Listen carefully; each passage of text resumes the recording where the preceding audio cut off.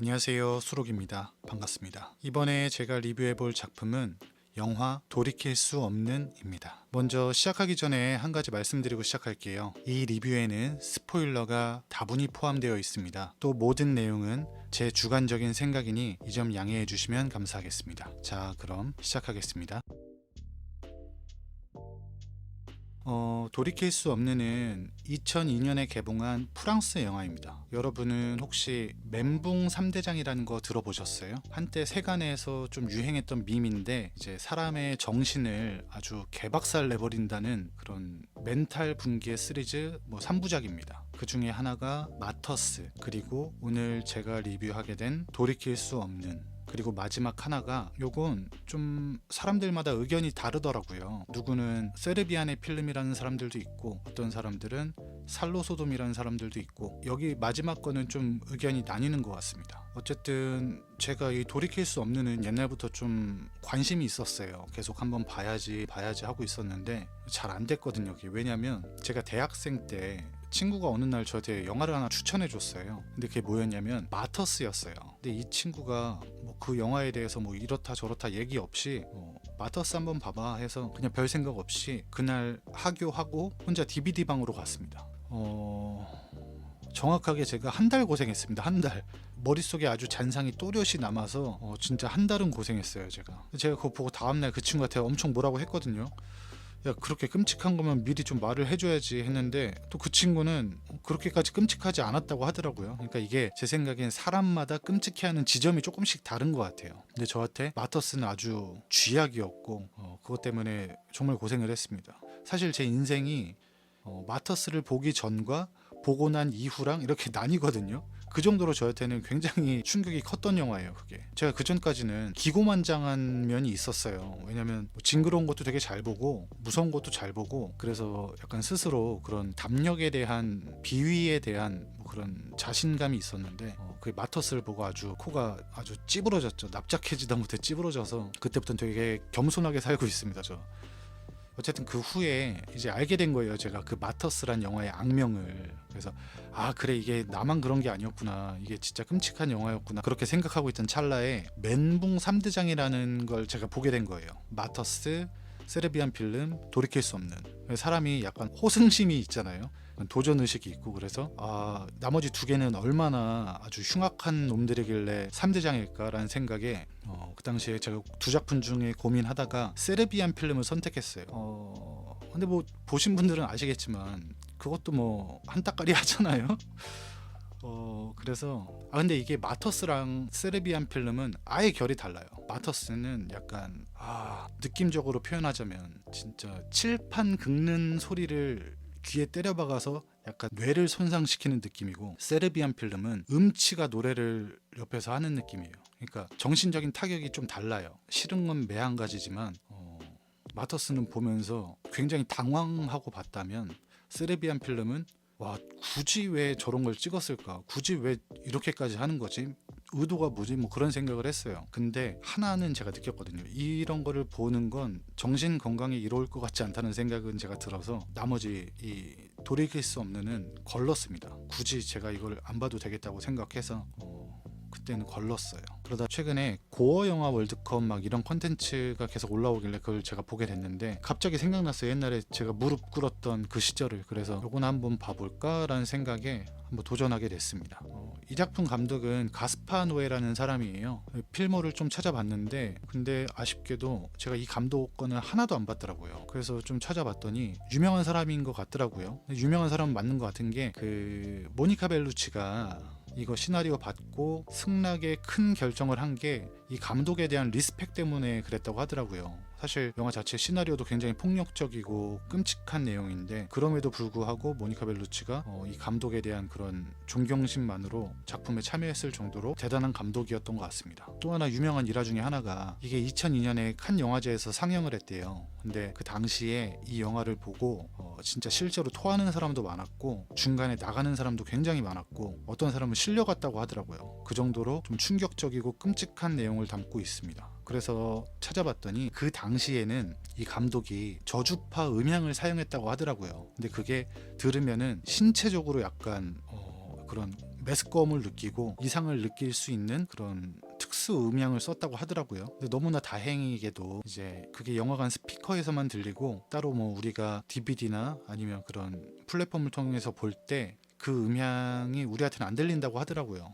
너무 다행이죠. 뭐 안 그랬으면은 또 끔찍한 트라우마 하나 생길 뻔했는데 그건 좀 다행이라고 생각했습니다. 근데 제가 그 내용을 보고 들었던 생각이 감독이 참 대단하다는 생각을 했어요. 왜냐면 정확하게 의도가 진짜 명확하게 있던 거잖아요.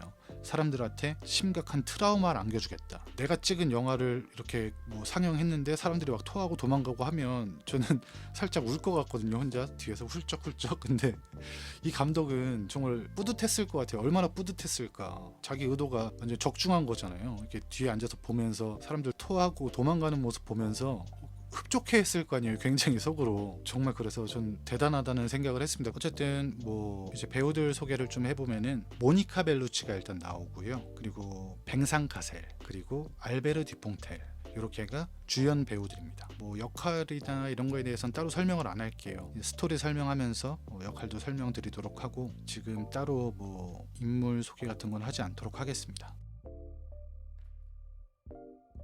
스토리를 말씀드리기 전에 일단 결론부터 말씀드릴게요. 사실 이게 악명이 워낙에 자자하고 좀 끔찍한 영화라고 정평이 나 있는 영화라 이런 얘기 하기가 조금 그랬거든요. 이 영화가 좋다는 얘기를 하기가 조금 꺼려졌어요. 근데 물론 끔찍한 것도 있어요. 정말 끔찍하고 정말 혐오스럽고 너무 폭력적인 영화긴 한데 저한테는 좋았습니다.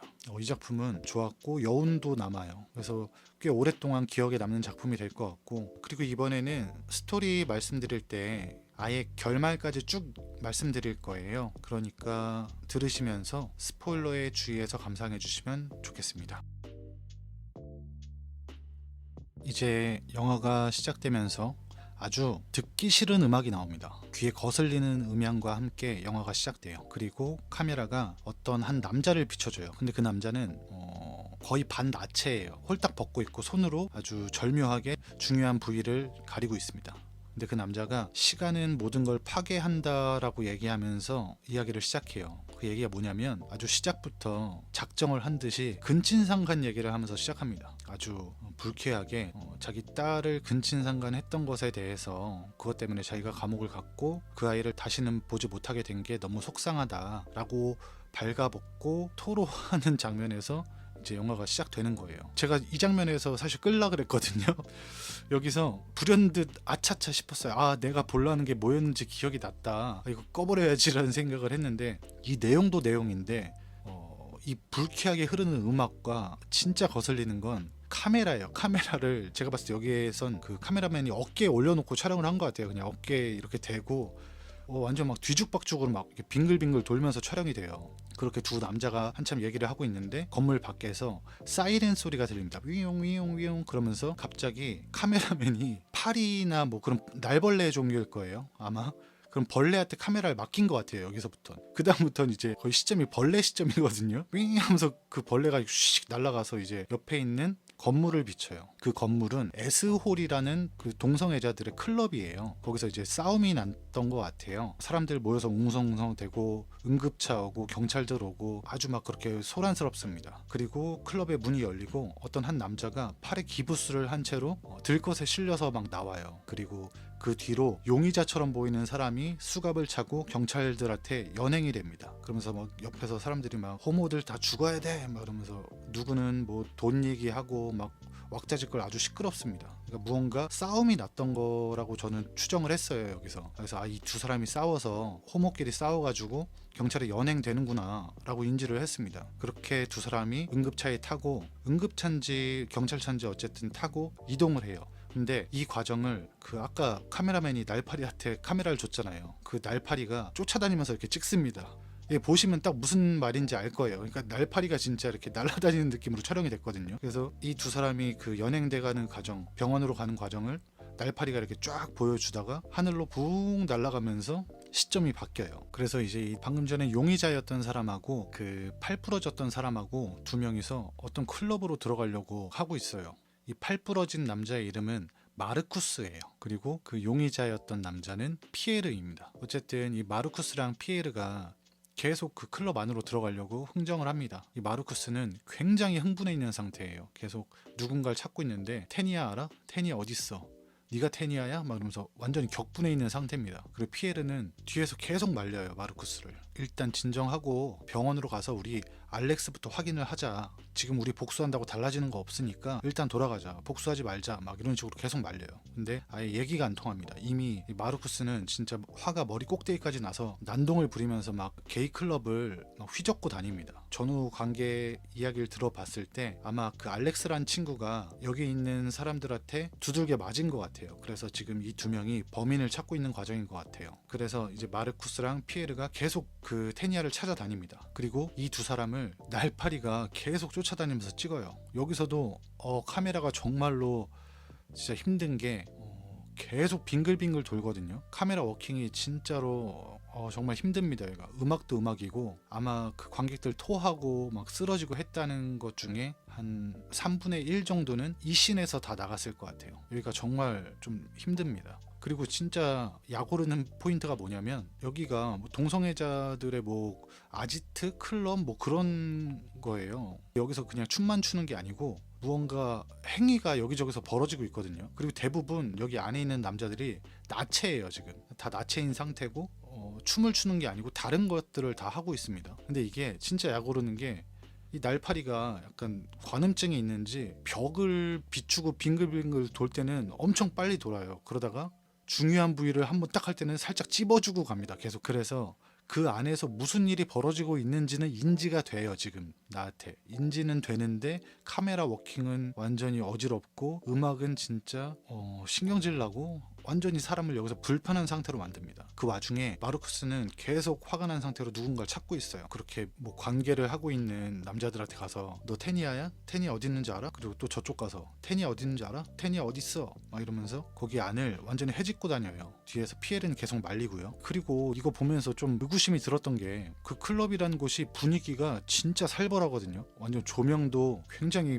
무섭고 거의 뭐 앞도 안 보일 정도로 어둡고 안에 있는 사람들은 다 홀딱 벗고 있고 여기저기서 335 모여서 무언가 행위를 하고 있고 음악 완전히 거지 같고 막 길도 막 완전 좁고 총체적 난국이에요. 좀 밝고 음악도 예쁜 거 나오고 막 뭐 뉴진스 음악 같은 거 나오고 막 조명도 LED 등으로 이쁜 거 켜놔서 서로 이쁘게 보이게 그렇게 돼 있으면 훨씬 범죄가 덜 일어날 텐데 아무래도 저렇게 조명 저렇게 해놓고 하니까 범죄가 일어날 수밖에 없구나 그런 생각이 들었거든요. 저는 어쨌든 이건 잡설이었고 그렇게 막 사람들을 찾고 있는데 또 문제가 이 안에 있는 사람들이 굉장히 개구장이들만 여기 모여 있는 거예요. 그러니까 애들이 너무 개구져서 막 계속 장난을 쳐요. 막 그래서 얘네가 너 테니아 알아? 하면 나 테니아 알아. 어딨어? 내 똥구멍에 막 이지랄 합니다. 막 이러거든요. 애들이 완전 사람을 더 약 올려요. 그래서 이미 지금 이 마르쿠스는 폭발 직전입니다. 완전히 화가 머리끝까지 잔뜩 나서 다 죽여버리겠다는 생각으로 이렇게 돌아다니고 있는데 여기서 진짜 강적을 만납니다. 얘는 맞는 걸 좋아하는 사람인 것 같아요. 그런 사람들 있잖아요. 그 맞으면은 거기서 쾌감을 얻고 희열을 느끼고 그런 세디스트, 마조이스트인가 어쨌든 둘 중에 하나 이렇게 맞으면 좋아하는 사람 있잖아요. 근데 걔한테 얘네가 가서 물어봅니다. 그 테니 어딨냐고. 그랬더니 걔가 너무 맞고 싶은 거예요. 지금 걔는 오늘 하루 종일 누가 자기 때려주길 기다리고 있었나 봐. 그래서 얘네한테 계속 약 올려요. 이 마르쿠스랑 피에르를 막 나 테니야 어디 있는지 알고 있는데 알고 싶으면 나를 한 대 쳐봐 막 이런 식으로 계속 약 올립니다. 그랬더니 진짜로 그 마르쿠스는 이미 이전에 그 장난꾸러기들 때문에 화가 머리끝까지 나 있는 상태였잖아요. 그래서 막 뺨 때리고 막 팹니다. 이 새끼가 진짜 이러면서 막 두들겨 패면서 테니야 어디 있는지 말해 했는데 그 맞는 거 좋아하는 애는 막 좋아합니다. 이제 드디어 제가 하루 종일 기다렸던 때려주는 사람을 만난 거야. 그래서 막 맞으면서 예스 예스 이러면서 더 때려줘 이러면서 완전 무적인 거예요. 걔는. 그리고 오늘 진짜 걔한테는 럭키 비키지 완전히 최고의 날이 된 거야. 진짜 때려줄 사람만 찾고 있었는데 화가 잔뜩 나서 자기를 때릴 사람이 나타난 거죠. 그렇게 옥신각신 하다가 마르쿠스가 진짜 머리 끝까지 화가 나서 막 병으로 막 머리 찍으려고 해요. 그렇게 하다가 결국에 정보를 얻게 돼요. 뭐 저쪽에 가면 테니아 있다 뭐 이런 소리를 듣고 그 또 테니아를 찾아갑니다. 근데 애가 너무 흥분했으니까 뒤에서 피에르는 계속 막 조마조마한 거예요. 그래서 제발 마르쿠스야 가자 여기서 하지 말고 우리 빨리 알렉스한테 가자 복수해봤자 뭐해 이러면서 계속 쫓아다니면서 말리고 있고 마르쿠스는 씩씩대면서 다른 방들을 막 헤집고 다녀요. 해집고 다니다가 그 안에서 몇 명 안 되는 옷 입고 있는 사람들을 만나요. 그래서 그 사람한테 네가 테니아냐고 했는데 마약을 했는지 대답도 잘 안 합니다. 그래서 걔한테 계속 너 테니아 맞지? 네가 테니아지? 했는데 그 옆에 있던 애가 막 짜증을 내면서 마르쿠스를 밀치고 지나가요. 아 진짜 짜증나게 하네 이러면서 앞으로 갑니다. 그래서 시비가 붙어요 마르쿠스랑. 그래서 둘이 이제 주먹 다짐을 펼치게 돼요. 처음에 막 마르쿠스가 때리다가 결국에 그 사람한테 제압당해서, 근데 그 사람도 미친 사람입니다. 아마 마약도 했던 것 같고 이제 마르쿠스를 제압하자마자 팔을 빡 부러뜨리고 바로 바지를 벗겨요. 그 겁탈을 하려고 하는 것 같아요. 근데 그 순간에 피에르가 나타나서 소화기를 들고 그 남자를 빡 칩니다. 그래서 그 남자는 나가 떨어지고 피에르가 상황을 진정시켜요. 사실 제가 여기까지는 좀 웃으면서 봤거든요. 여기까지는 그냥 카메라랑 뭐 음악이랑 이런 게 불편하긴 하지만 그냥 별 생각 없이 이렇게 쭉 봤어요. 근데 여기서부터는 이제 웃고 떠드는 시간은 끝났습니다. 피에르가 갑자기 한 대를 더 쳐요. 그 남자가 맞고 하고 쓰러져 있는데 살짝 몸을 움직이려는 기세가 보이니까 또 칩니다. 빡! 여기서부터는 약간 관객으로서 그런 느낌이 들거든요. 어라 하는 마음이 들어요. 이 장면부터. 근데 이 피에르가 멈추질 않습니다. 또 한 방, 또 한 방. 이때쯤 되면은 저거 말려야 되는 거 아니야? 라는 느낌이 들더라고요. 이게 영화인데도 잠깐만 저러다 큰일 나겠는데? 말려야겠는데? 라는 생각이 들 정도로 갑자기 여기서 확 사람을 몰입시킵니다. 그리고 피에르는 멈추지 않아요. 딱, 딱, 딱 소화기로 남자 얼굴을 계속 칩니다. 근데 그 장면을 카메라가 굉장히 적나라하게 잡아요. 그래서 그 남자의 얼굴이 점점 함몰돼 가는 과정이 보이거든요. 제가 이거 보면서 확실하게 느낀 건데 제가 사람이 머리를 맞고 부르르 떠는 걸 못 보나 봐요. 여기서부터 굉장히 기분이 안 좋아져요. 근데 이게 저만 또 특별히 더 그렇게 느끼는 걸 수도 있어요. 왜냐면 바스터즈에도 보면은 그 독일군 장교를 그 미국의 그 유대인 중에 몽둥이 들고 다니는 머리통 쳐서 죽이는 애가 있어요. 근데 걔가 독일군 장교 머리통 쳤을 때 그 장면도 굉장히 리얼하거든요. 근데 그것도 제가 못 잊고 이렇게 이야기할 정도로 굉장히 트라우마가 남았고, 그 다음에 워킹데드에도 보면 그 이름 뭐였더라, 그 방망이 들고 다니는 애, 걔가 처음 등장했을 때 방망이로 사람 쳐서 죽이잖아요. 누군가를 죽이잖아요. 근데 거기서도 저 진짜로 트라우마가 심하게 왔거든요. 그 워킹데드 때도 저는 그 머리 맞아서 그렇게 막 몸 떠는 게 약간 진짜 같다고 느끼나 봐요. 그래서 어쨌든 피에르는 결국 그 남자의 머리를 아주 박살을 내게 됩니다. 반쯤 머리가 날아간 그 남자를 피에르가 이렇게 서서 쳐다보고 있는데, 여기서 그 카메라맨이 벌레한테 카메라 맡기고 갔다 그랬잖아요. 근데 이쯤에서 다시 돌아오거든요. 벌레를 잡았는지 벌레한테 카메라를 넘겨받아서 이제부터 다시 사람이 촬영을 하기 시작합니다. 여기서부터는 카메라가 그나마 훨씬 보기 편해져요. 근데 좀 편해졌다 싶은 찰나에 또 갑자기 이 카메라맨이 미친 듯이 천장으로 막 카메라를 또 빙빙 돌립니다. 그러면서 화면이 이제 전환이 또 되게 돼요. 이번에는 달리는 택시 아니에요. 운전은 지금 마르쿠스가 하고 있고 뒷좌석인 피에르가 타 있어요. 근데 막 마르쿠스가 이 중국 놈의 새끼 막 이러면서 화를 내면서 갑자기 갓길에 차를 딱 세웁니다. 그러더니 내려서 앞에 있는 가게로 뛰어들어가요. 들어가서 거기 있는 사람들한테 막 에솔이랑 클럽 아냐고, 에솔 어딘지 알아? 에솔 어딨어? 막 이러고 또 막 추궁을 합니다. 근데 그 안에 있는 사람들은 막 웃으면서 야 그렇게 급해? 그럴 거면 차라리 여자를 만나 막 이런 식으로 웃어 넘겨요. 마르코스는 이제 화가 잔뜩 나서 일단 가게 밖으로 나갑니다. 근데 그 사이에 피에르가 저만치 혼자 걸어가고 있는 거예요. 일단 마르쿠스가 차를 다시 타고 피에르를 쫓아갑니다. 쫓아가서 내려가지고 피에르랑 막 티격태격해요. 피에르는 너라고 너 미쳤다고 지금 사람 패고 지금 또 누구 팰라 그래 막 이러고, 마르쿠스는 이제 다 왔는데 여기서 너 돌아갈 거냐고 뭐하냐고, 둘이 그렇게 막 싸우는데 그 바로 앞쪽에 약간 비행 청소년 같은 애들이 이렇게 몇 명 모여 있었어요. 마르쿠스가 걔네를 발견하고 걔네 쪽으로 갑니다. 가서 혹시 너네 에솔이랑 클럽 어디 있는지 아냐고 물어봤더니 걔네가 바로 알려줘요. 절로 좀만 가면 된다고. 그 얘기를 듣고 마르쿠스가 피에르를 쳐다봤는데 피에르는 걔네가 타고 왔던 차를 타고 다시 어디로 가려고 하는 거예요. 그래서 마르쿠스가 차로 일단 뛰어갑니다. 뛰어가면서 바닥에 떨어져 있던 빠루가 있었어요. 그게 거기 왜 있는지 모르겠는데 어쨌든 빠루를 찾아서 그걸 들고 차 유리를 막 부셔요. 부시면서 빨리 나오라고, 에솔 바로 앞에 있는데 가자고, 지금 우리 복수해야 된다고 하고 이제 에솔로 떠납니다. 피에르는 막 진짜 가기 진짜 싫은데, 가기 존나 싫은데 막 이런 표정으로 이제 그 뒤를 쫓아갑니다. 그러면서 또 화면이 바뀌게 돼요. 이제부터는 카메라맨이 약간 뒤구르기 하면 화면이 바뀌는 식으로 계속 진행이 되거든요. 그렇게 화면이 전환이 됐는데 방금 걔네가 타고 왔던 차에 똑같이 피에르랑 마르쿠스랑 타고 있어요. 근데 이번에는 둘이 뒷좌석에 앉아 있는 거예요. 그리고 앞에는 중국인 택시기사가 타고 있는 거예요. 저는 여기서 알아차렸거든요. 그러니까 이전 씬에 보면 마르쿠스가 막 빌어먹을 중국놈하고 욕을 하잖아요. 근데 여기서 중국 기사가 운전을 하고 있는 거예요. 그걸 보고 아, 이게 지금 사건을 역순으로 보여주고 있구나라는 생각이 들었습니다. 여기서 어쨌든 얘네가 그 중국 기사가 운전하는 택시를 타고 이동을 하고 있어요. 근데 마르쿠스는 계속 막 기사 어깨 치고 막 의자 흔들면서 에솔로 빨리 가라고, 빨리 가 에솔로 가, 막 이렇게 막 승질을 부려요. 근데 택시 기사는 자꾸 의자 치고 자기 툭툭 건들고 막 에솔 막 이렇게 하니까 좀 화가 났나 봐요. 그래서 너네 게이야? 이러면서 막 택시 기사도 화를 냅니다. 그렇게 마르쿠스랑 택시 기사랑 막 싸우고 피에르는 계속 말려요. 여기서 아, 제발 하지 말라고 막 피에르 막 사정하고 말리고 막 합니다. 근데 결국 그렇게 싸우다가 택시기사가 갓길에 차를 세우고 내리라고 막 해요. 너네 내려 했더니 마르쿠스가 내리는 척 하면서 그 택시기사를 잡아 끌어 내려버립니다. 그리고 차를 탈취해서 떠나버려요. 그리고 또 화면이 전환되게 됩니다. 장면이 바뀌고 이번에는 어두운 골목길 같은 곳으로 바뀌었어요. 여기서 마르쿠스랑 피에르는 둘만 있는 게 아니고 일행이 있습니다. 어떤 남자 2명이랑 같이 이렇게 총 4명이서 길을 걷고 있어요. 근데 얘네가 하는 대화가 조금 이상한 거예요.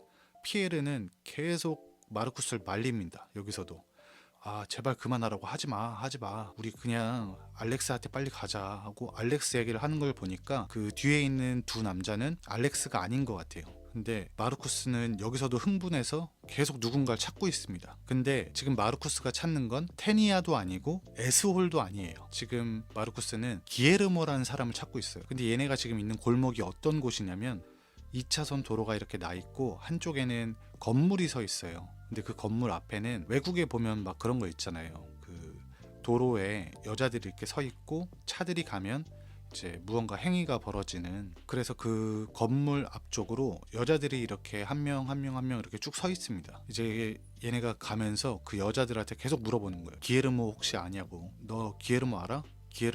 이러고 뒤에 있는 남자들은 저쪽에 가면 자기들이 아는 여자애가 있는데 걔가 아마 알 거다, 그러니까 그쪽으로 가자 하면서 그렇게 여자를 찾아서 이동을 합니다. 그리고 이제 정보를 들어서 기에르모로 추측되는 사람이 어디 있는지 알게 됐어요. 그 여자를 찾아가서 물어봅니다. 기에르모 아냐고. 근데 마르쿠스는 지금 여기서부터도 굉장히 흥분해 있는 상태예요. 그래서 막 칼 들이밀면서 진짜 찔러 죽일 것처럼 막 엄청 협박을 합니다. 근데 이 장면도 굉장히 폭력적인 게, 이미 우리는 이전에 끔찍한 사건을 봤잖아요. 그 클럽 안에서 벌어졌던. 그러니까 언제든 다시 그런 충격적인 장면이 나올 수도 있다는 생각에 되게 조마조마하면서 봤거든요. 왜냐면 지금 얘네 4명이 굉장히 건장해요. 일단 건장한 남자 4명이 이 여자 1명을 이렇게 둘러싸고 칼을 들이밀면서 지금 막 협박하고 있는 거예요. 그리고 이 여자도 굉장히 연기를 잘하는 게, 진짜로 연기가 아니고 진짜 겁에 질린 것처럼 하거든요. 그러면서 알렉스에 대한 이야기가 조금 여기서 밝혀집니다. 이제 마르쿠스가 그런 대사를 해요.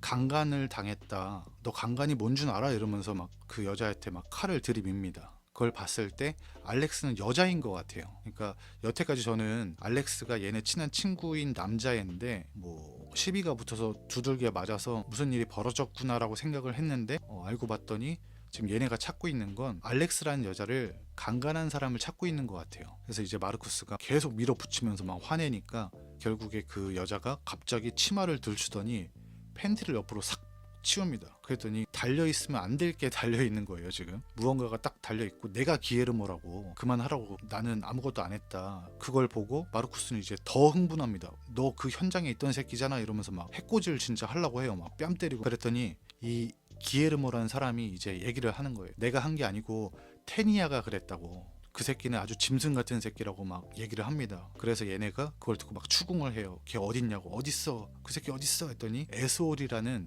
게이 전용 클럽에 지금 있다고 걔가 이제 정보를 주는 거예요. 그러면서 지금 이 4명이, 제가 이렇게 말로 차분하게 풀어서 그렇지 완전히 뒤 엉켜 있거든요. 막 마르쿠스는 기에르모 막 잡아 뜯고 있고 계속 막 칼로 찌르려고 하고, 피에르는 중간에서 계속 말리면서 그 옆에 있는 다른 두 남자한테 이 여자 다치면 너네 돈 안 줄 거라고 빨리 막으라고 하면서 그 5명이 서로 엉켜서 막 아주 난장판이 된 지금 상태거든요. 근데 그때 저쪽에서 여자 거의 한 진짜 50명이 뛰어옵니다. 막 손에 뭐 들고 얘네 다 죽이려고 막 쫓아오는 거예요. 자기 친구가 지금 맞고 있으니까. 그래서 얘네가 그거 보고 깜짝 놀라서 이제 막 도망을 갑니다. 도망을 가는데 운 좋게 눈앞에 딱 택시가 있는 거예요. 그래서 얘네가 간발의 차로 그 택시에 타고 출발하면서 또 카메라가 윙윙윙 돌면서 또 장면이 바뀝니다. 카메라가 막 돌다가 멈추면 피에르가 경찰한테 조사를 받고 있어요. 막 경찰이 피에르한테 이런 거 저런 거 물어봅니다. 뭐 마약은 했는지, 피해자랑 어떤 관계인지, 피해자랑 싸웠는지,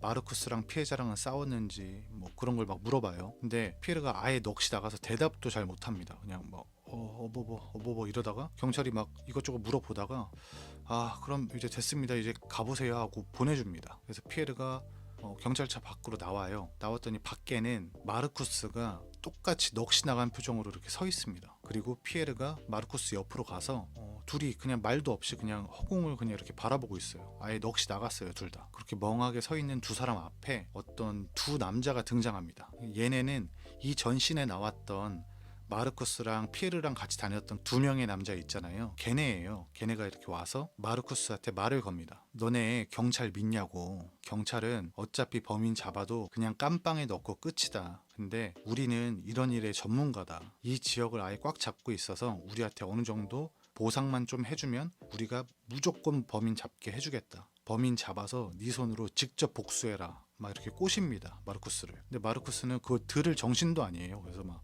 넋이 나가서 막 듣는 둥 마는 둥 하고 있습니다. 그랬더니 얘네들이 도발을 합니다, 마르쿠스를. 계속 너 배짱도 없어? 야 이 새끼 쫄보네, 겁나서 아무것도 못하지? 이러면서 야 너 네 친구가 저렇게 심각하게 당했는데 너 이러고 가만히 있을 거라고 막 이렇게 엄청 푸시를 해요. 그래서 결국 마르쿠스가 승낙을 하게 돼요. 그렇게 범인을 찾아서 가는 이 4명을 비추면서 또 화면이 전환되게 됩니다.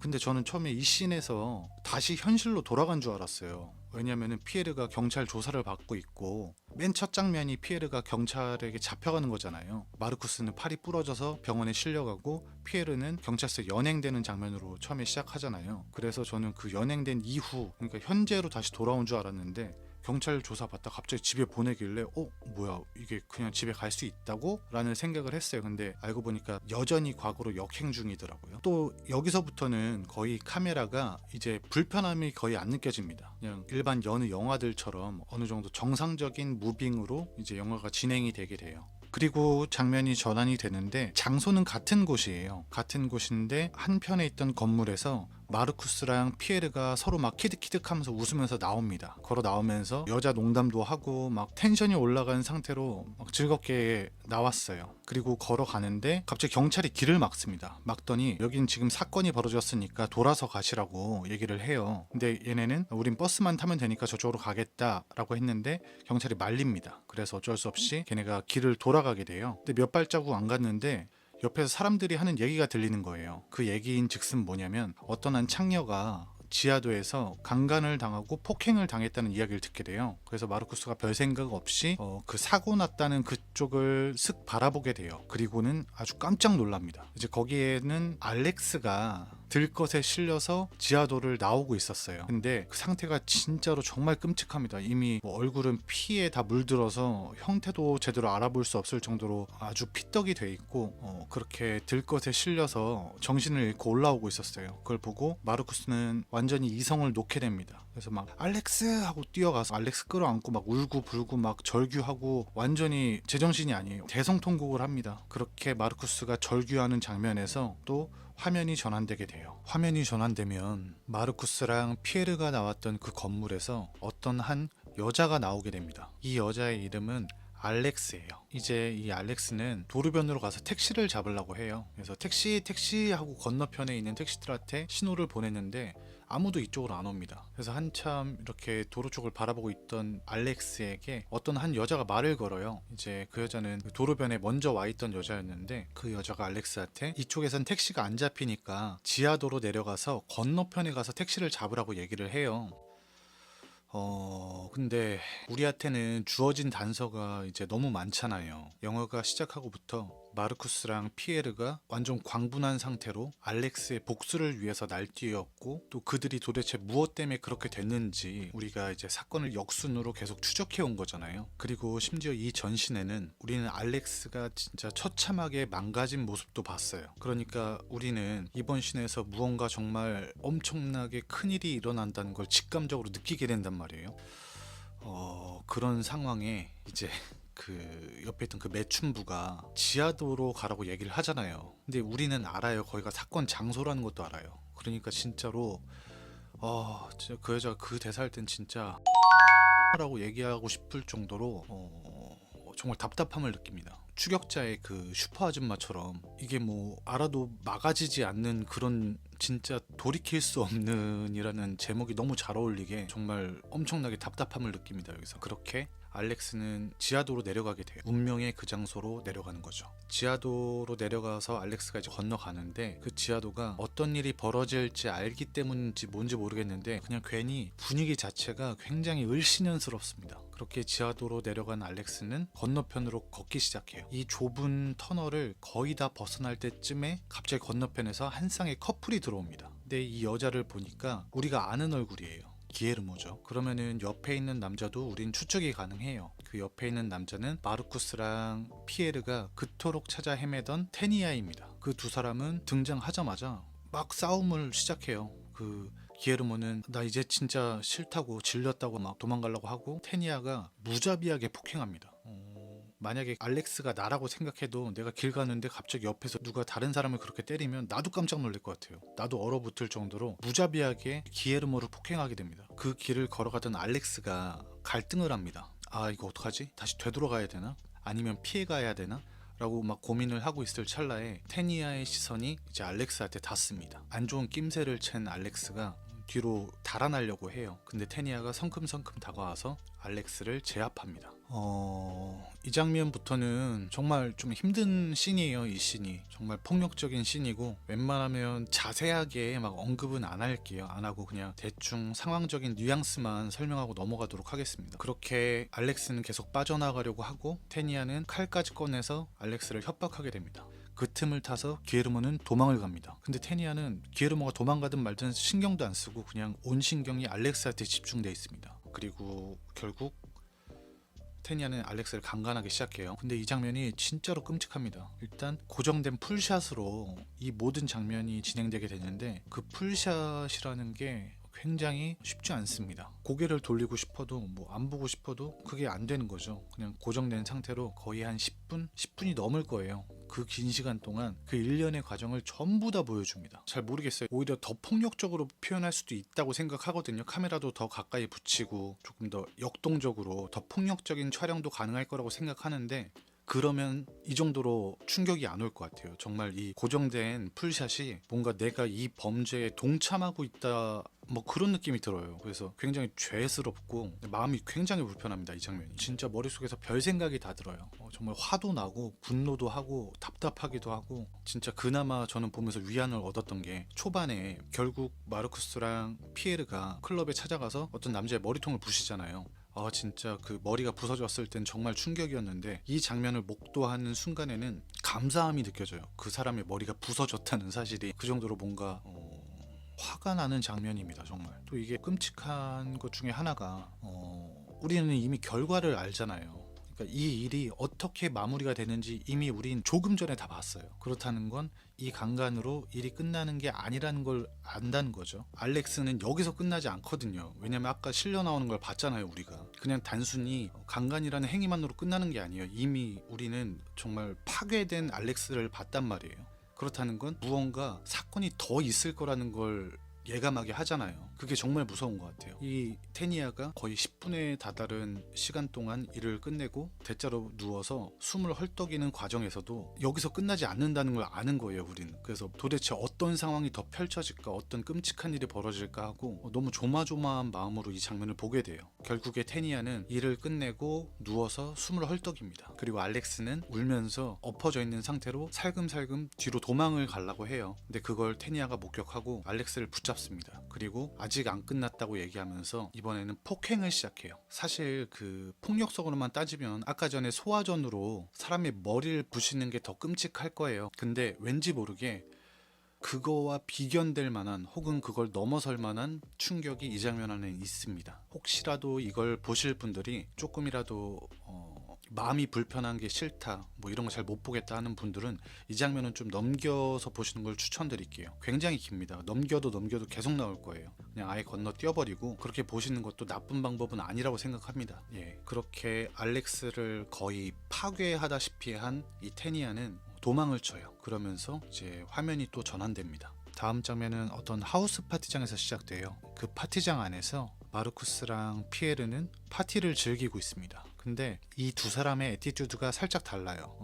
피에르는 좀 이 파티를 즐기지 못하고 계속 껄끄러워하는 모습을 보여주고, 마르쿠스는 온전히 이 파티를 즐기고 있습니다. 사실 즐긴다기보다 거의 통제불능에 가까워요. 계속 마약하고 술 마시고 여자애들한테 찝적대고. 근데 여기서 이 두 명의 대사를 들어봤을 때 어느 정도 이제 관계가 유추되기 시작해요. 마르쿠스는 막 자기가 그렇게 흥겹게 놀면서 계속 이 피에르를 다른 여자들과 엮어주려고 해요. 그러면서 자기도 뭐 즐기려고 하는 것 같기도 하지만 이 피에르를 좀 푸시해주려는 느낌이 강합니다. 근데 피에르는 그때마다 계속 얘기를 해요. 너 알렉스도 있는데 이러면 안 되잖아, 나가자, 이러고. 야, 너 그러다 알렉스가 보면 어떡해, 뭐 이런 식으로 얘기하는 걸 봐선 알렉스랑 마르쿠스랑 이제 연인이고 피에르랑 마르쿠스는 친구 관계인 것 같아요. 그렇게 파티장을 막 휘젓고 다니던 두 사람은 알렉스를 마주치게 됩니다. 그러면서 여기서 또 재밌는 사실이 하나 발견되는데, 알렉스와 피에르의 대사를 통해서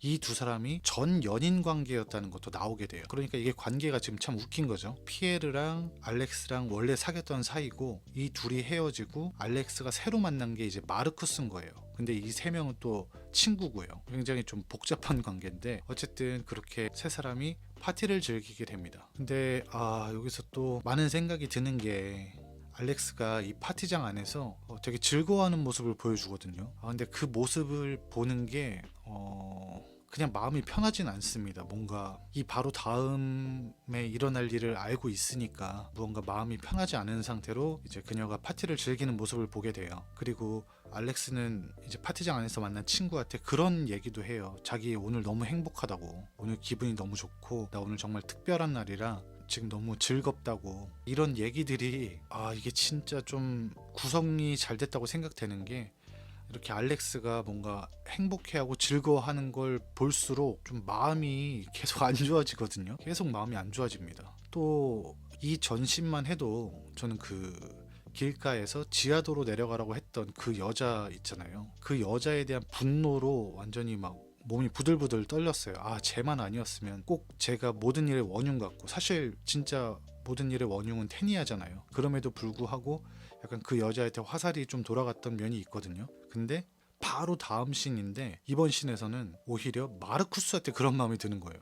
얘가 왜 이렇게 오도방정이지? 왜 저렇게 막 미쳐 날뛰어서. 결국에는 마르쿠스가 그렇게 자꾸 과격한 행동을 하고 마약해서 눈 풀리고 취해서 막 방방대고 하니까 알렉스가 약간 기분이 상해서 집을 가겠다고 하고 혼자 나가거든요. 나가면서 마르쿠스가 계속 내가 데려다 줄까? 가지마, 같이 가자, 뭐 이렇게 얘기했는데 알렉스가 그냥 가버려요. 그거 보면서 이제 분노가 마르쿠스한테 옮겨가는 거죠. 저 상놈의 새끼 때문에 이 모든 사단이 벌어진 것 같은 느낌이 들면서, 그렇게 사건이 하나씩 밝혀질수록, 과거로 조금씩 돌아갈수록 무언가 사건의 원인이 되는 그 인물이 계속 바뀌게 되는 것도 굉장히 재밌는 점이라고 생각했습니다. 어쨌든 그렇게 알렉스는 마르쿠스랑 싸우고 엘리베이터로 향하게 돼요. 근데 그때 피에르가 잡습니다. 잡더니 엄청 질척대요. 또 왜 그래, 가지마, 나 너 보러 온 건데 우리 옛날에 좋았잖아, 막 이러면서 엄청 찝적댑니다. 그러니까 피에르는 친구 이상의 마음을 갖고 있는 것 같아요, 알렉스한테. 아직까지 알렉스는 마르쿠스랑 새로운 사랑을 시작했을지언정 피에르는 아직 그걸 온전히 떨쳐내지 못한 느낌이 듭니다. 그렇게 알렉스가 혼자 엘리베이터를 타고 내려가면서 또 화면이 바뀌게 돼요. 장면이 전환되고 파티장으로 향하는 세 사람이 엘리베이터를 타고 있습니다. 셋이서 왁자지껄 이런저런 이야기를 즐겁게 떠들고 있어요. 근데 알렉스가 의미심장한 이야기를 합니다. 자기가 요즘 책을 읽고 있는데 그 책 얘기를 하면서 책에 나온 말을 인용해요. 그 말이 뭐였냐면 미래는 정해져 있다는 이야기예요. 그러면서 그 중에 하나가 예지몽이라고 그런 약간 의미심장한 대화를 하면서 엘리베이터를 타고 파티장으로 가기 위해 지하철로 이동을 합니다. 근데 제가 이 전신에서는 마르쿠스한테 굉장히 그런 마음이 들었다고 했잖아요. 근데 여기서는 또 바뀝니다. 이번에는 피에르예요. 이번 씬을 보면 마르쿠스가 왜 전에 그런 행동을 했는지 저는 조금 이해가 되는 느낌이 들었거든요. 이게 뭔 관계인지 모르겠더라고요. 이게 한국에서는 흔한가? 뭐 한국에서는 제가 본 적이 없는 관계라 모르겠어요. 그쪽 프랑스나 유럽에선 좀 이런 일이 흔한지 모르겠는데 이 알렉스를 두고 마르쿠스랑 피에르는 전남친, 현남친이잖아요. 근데 이 세 명이서 성적인 이야기를 합니다. 계속 대화의 흐름이 이런 식이에요. 피에르가 알렉스한테 너 혹시 오르가즘 느낀 적 있어? 하면 알렉스가 당연하지 이러면 나랑은 없었잖아 이러면서 저 녀석이 그렇게 잘하는 거야? 그러니까 뭐 가능한가 싶은 대화를 굉장히 오랫동안 하거든요. 그 주제로. 그리고 아무리 말을 돌리려고 하고 주제를 바꿔와도 피에르가 계속 그 얘기만 합니다. 도대체 나랑은 못 느끼고 쟤랑 했을 때 오르가즘을 느끼는 그 이유가 뭐냐? 정말로 느낀 거냐? 왜 느낀 거냐? 어떻게 느낀 거냐? 뭐 노래를 불러줬어 제가? 뭐 어떻게 한 거야? 방법을 알려줘 이러면서 와 진짜 사람 돌아버릴 정도로 매달려서 아주 집착을 합니다. 또 이전까지만 해도 마르쿠스는 사실 정상인의 범주로 보기 좀 이상했거든요. 왜냐면 파티씬에서는 굉장히 좀 마약에 취해서 좀 흥청망청하는 그런 느낌이었고 그 후로는 계속 복수에 미쳐서 누군가를 찾고 폭력을 행사하고 약간 짐승 같은 그런 느낌으로 쭉 이어지게 되잖아요. 오히려 피에르가 굉장히 좀 마르쿠스를 말리고 다독이고 무언가 일이 벌어질 걸 중재하고 이런 느낌으로 갔었는데 여기서는 완전히 반대더라고요. 완전 피에르가 알렉스한테 매달려서 계속 막 그런 성관계에 관한 이야기만 계속 물어봅니다. 또 여기서는 오히려 마르쿠스가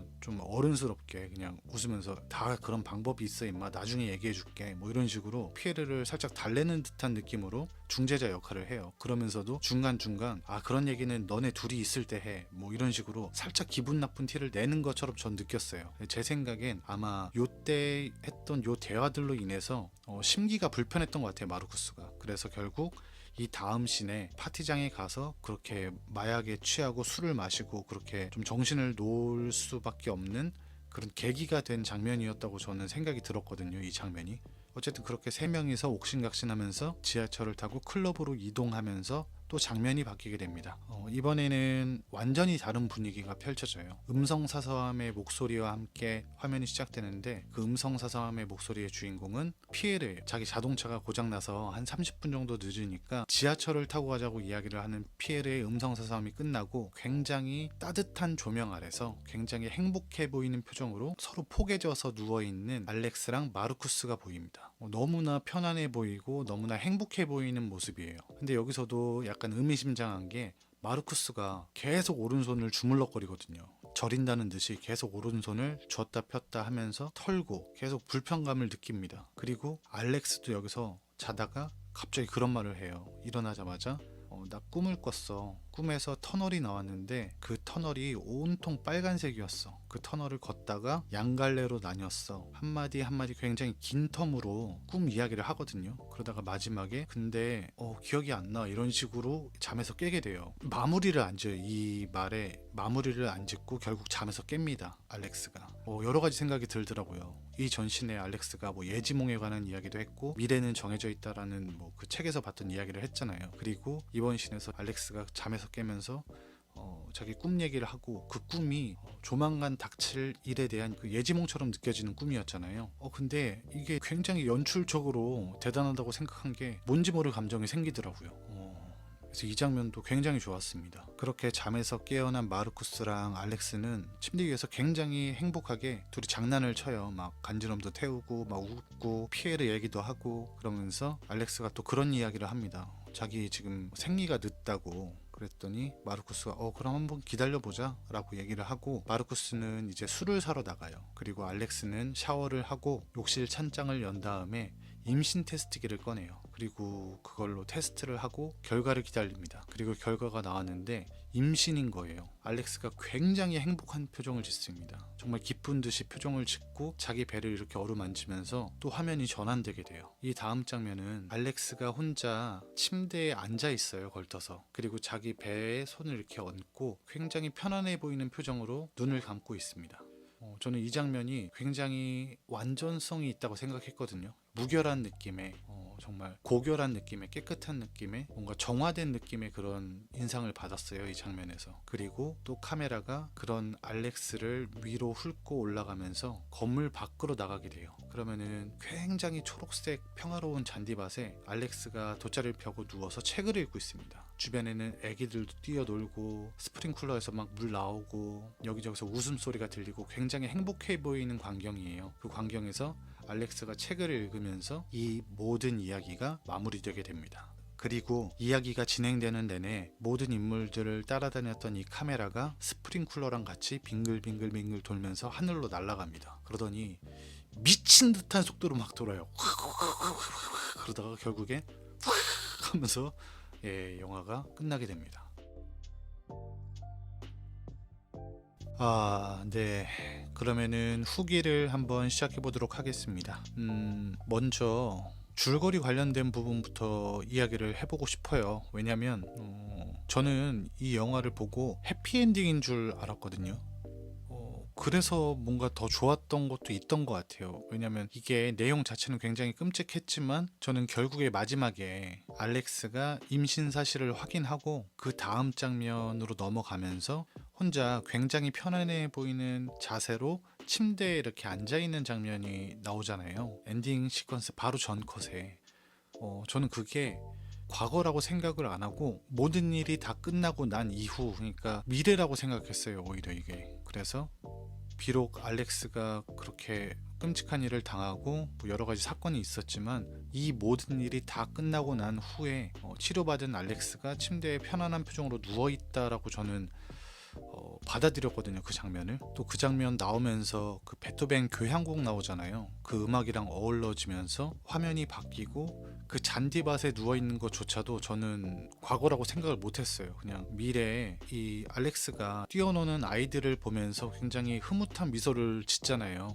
그걸 보면서 그냥 앞으로 나올 자기 아기에 대한 그런 기대감으로 영화가 끝난다고 생각했거든요. 그래서 굉장히 과정은 잔혹하고 끔찍했지만 엔딩에선 정말 마음이 따뜻해지는 영화다라는 생각을 했어요. 저는 근데 이거 찾아보니까 리뷰하려고 좀 찾아보니까 아니더라고요. 이게 빌어먹을 이거 제가 생각한 엔딩이 아니었고 오히려 반대로 과거였더라고요. 이게 모든 일이 벌어지기 이전에 행복했던 시절에 알렉스를 보여주면서 그걸로 이제 낙차를 보여주는 그런 역할을 한다고 제가 그 나무위키 같은 데서 봤거든요.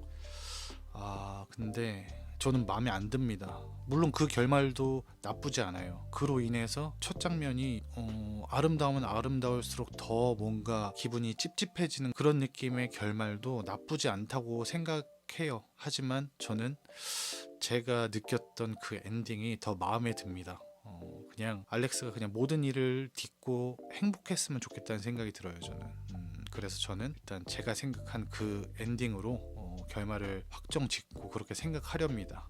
그리고 제가 이것도 자료 찾아보다가 굉장히 화났던 부분이, 저는 그 초반에 클럽에서 머리통 깨져서 죽은 사람이 테니안 줄 알았거든요. 근데 아니었더라고요. 또 그 사람이 그 옆에 있는 양반이었더만요. 그러니까 이게 너무 화면이 어둡고 인물들도 제대로 안 비추고 빨리빨리 넘어가니까 그냥 경황이 없어서 전 그냥 걔가 걘 줄 알았어요. 그래서 이제 그 지하도 씬에서 그래도 저 녀석은 나중에 끔찍한 일을 당했으니까 라는 위안으로 뭔가 이렇게 참으면서 봤는데 또 그걸 보니까 또 그것 때문에 기분이 잡쳐지더라고요.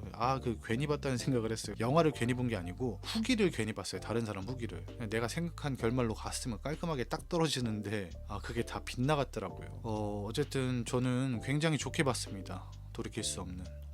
정말 좋게 봤고 느껴지는 것도 굉장히 많았고요. 일단 멘탈 붕괴 3대장답게 쉽지 않은 영화예요. 근데 그럼에도 불구하고 제가 살로 소돔은 안 봤지만 세르비안 필름, 그다음에 마터스, 돌이킬 수 없는 이렇게 세 작품을 봤잖아요.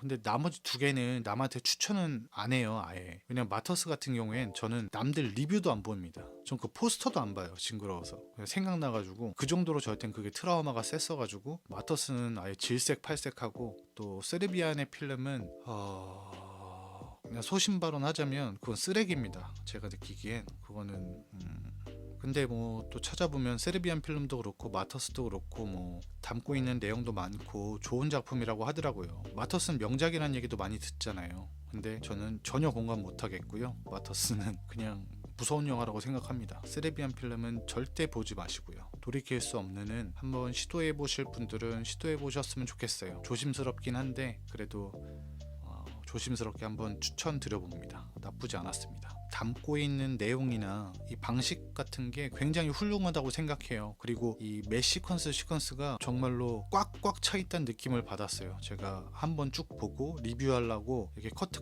이렇게 조금씩 넘겨가면서 봤는데 정말 꽉 차 있다는 느낌을 받았습니다. 영화가 역행해가는 이 과정에서 아무런 정보도 없던 상태에서 과거로 돌아가면서 점점 정보를 습득하잖아요. 이게 보는 관객이. 그러면서 영화의 내용이 점점 달라지는 굉장히 새로운 경험을 전 했습니다. 이런 비슷한 형식의 작품들을 본 적은 있지만 이만큼 몰입해서 그런 경험을 했던 작품은 많지 않았던 것 같아요. 무언가 이 원인을 찾아가는 과정에서 결국에는 매 씬마다 이게 아니었더라면, 그 다음 씬이 되면 또 이때 이 사건이 아니었더라면, 또 다음에는 이 사람이 아니었더라면, 이런 식으로 계속 무언가 정말 시간은 되돌릴 수 없는 거잖아요. 근데 그럼에도 불구하고 이 과거로 가는 이 이야기 속에서 계속 아쉬움이 눈에 보이면서 그게 더 안타깝게 만드는 것 같아요, 이 이야기를. 그리고 마지막에 가면 굉장히 행복하고 따뜻한 장면으로 끝나게 되잖아요. 그렇기 때문에 결말에 있던 그 장면이 더 끔찍해질 수 있고,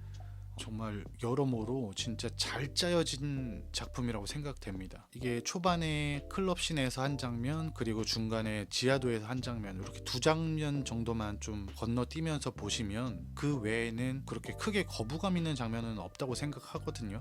난 무서운 거 싫다, 잔인한 거 싫다, 막 트라우마 얻고 싶지 않다 라고 생각이 드는데도 궁금하신 분들은 그 장면들만 조금 넘겨서 이렇게 보셔도 괜찮을 것 같아요. 왜냐면 뭐 영화든 드라마든 여운이 남는다고 하잖아요. 그렇게 여운이 남는 작품은 제 생각에 그게 좋은 여운이든 나쁜 여운이든 흔하지 않다고 생각하거든요. 많지 않은 것 같아요. 그래서 이렇게 여운을 주는 작품은 저한테 되게 귀하다는 생각이 듭니다. 근데 뭐 다시 보지는 않을 것 같아요. 다시 안 볼 확률이 높아요, 이 영화는. 만약에 다시 보더라도 뭐 클럽 장면하고 지하도 씬 같은 건 어차피 봤으니까 그냥 빨리 감기로 넘겨가면서 이렇게 보면 봤지 풀로 다시 보진 않을 것 같습니다. 그 짧지만 그 두 컷은 뭐 유쾌한 기억은 아니니까요. 어쨌든 정말 재밌게 봤습니다. 돌이킬 수 없는. 오랫동안 기억에 남을 것 같아요. 마지막으로 평점 남기고 마무리하도록 하겠습니다. 영화 돌이킬 수 없는 제 평점은 10점 만점에 8점입니다. 잘 봤습니다. 구독과 좋아요 부탁드립니다. 감사합니다.